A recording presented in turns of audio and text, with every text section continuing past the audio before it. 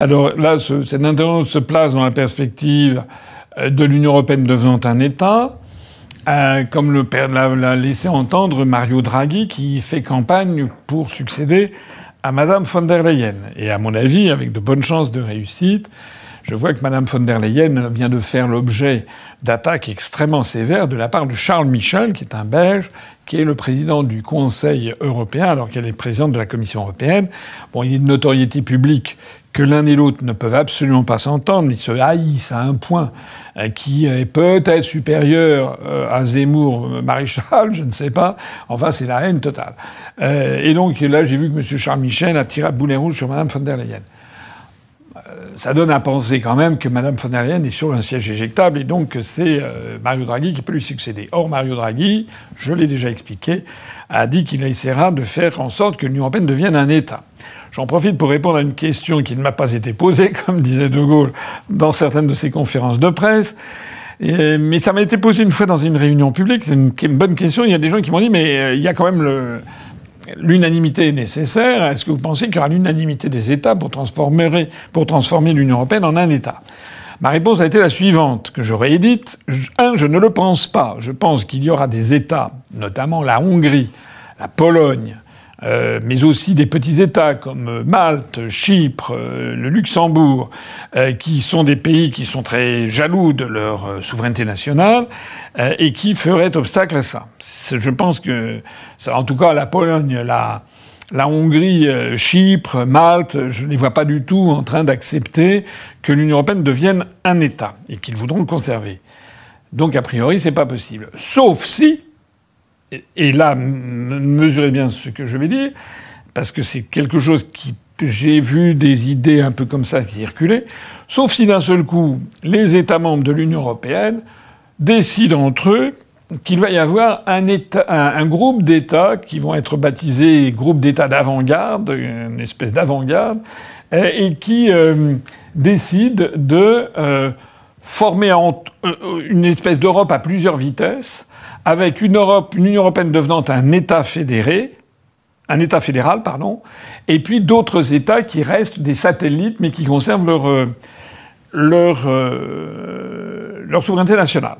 Et donc on pourrait très bien avoir, finalement, sans trop de grandes difficultés, il suffirait d'avoir une espèce d'appendice aux traités actuels en disant que, par exemple, la France, l'Allemagne, l'Espagne, l'Italie, le Portugal, la Grèce, je ne sais pas quoi, ont décidé de former entre eux un État fédéral avec comme capitale Bruxelles, et que chacun de ces États deviendra un État fédéré.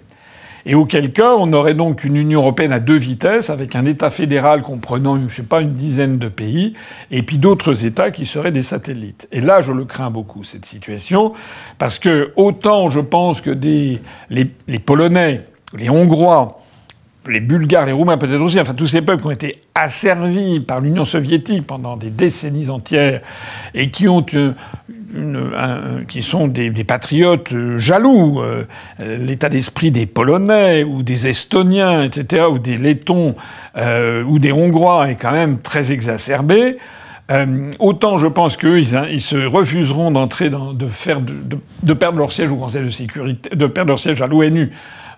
Et nous, au Conseil de sécurité, autant eux, je pense qu'ils n'accepteront pas, autant je crains qu'un énergumène comme Macron, il l'a d'ailleurs déjà prouvé, par exemple, avec la formulation du traité sur le traité d'Aix-la-Chapelle, où il a déjà, en 2018, offert à l'Allemagne de participer à nos travaux au Conseil de sécurité des Nations Unies, et que M. Macron ambitionnerait, semble-t-il, selon certains propos rapportés, de devenir le premier président des États-Unis d'Europe. C'est-à-dire, il se voit bien comme George Washington, n'est-ce pas, être le premier président des États-Unis d'Amérique. Donc ça doit être quelque chose qui doit flatter le narcissisme légèrement développé de M. Macron. Je le verrais très bien en train de dire, c'est très bien, la France, l'Espagne, etc., allez, hop, on transforme tout ça en un seul État fédéral et la France devient un État fédéré. Et là, il pourrait y avoir, parmi ces États, il pourrait y avoir une unanimité de ces États qui iraient dans cette direction. Alors, je réponds maintenant à la question, parce que la question, elle allait au-delà, elle allait, s'il y a une Europe fédérale, qu'est-ce que deviennent nos départements et territoires d'outre-mer?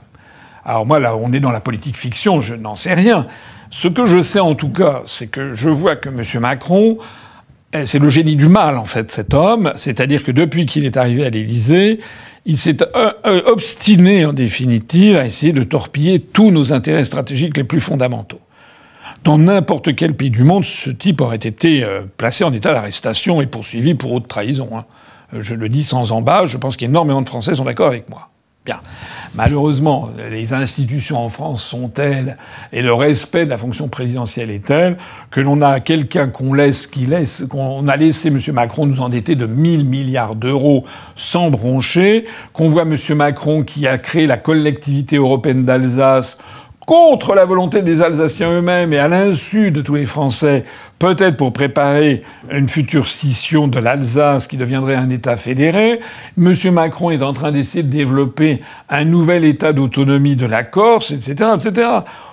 M. Macron, en fait, il n'en a pas grand-chose à faire des départements et territoires d'outre-mer. Quand il était allé en Guyane, il croyait que c'était une île. Quand il est allé à Mayotte, il a rigolé sur les Comoriens qui décédaient, les migrants clandestins dans le canal de Mozambique, ce qui avait fait un scandale local, etc. Voilà. Moi, j'ai l'impression que Macron, là, on ne sait pas très bien ce qui s'est passé en Nouvelle-Calédonie. Il a semé d'un seul coup, il a rallumé un incendie. Je l'ai déjà eu l'occasion de l'expliquer. C'est un sujet que je connais assez bien, la Calédonie. Il faut être extrêmement prudent.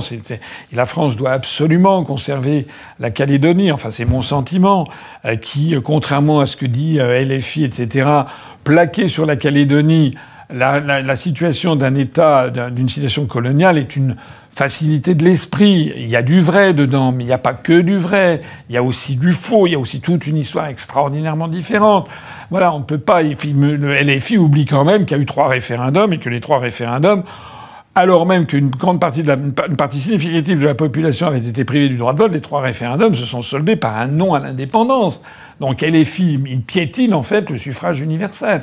Bon, dans toutes ces situations, moi, ce qu'il faudrait, si la France était la France, déjà, ce serait d'avoir un vrai ministre de l'Outre-mer.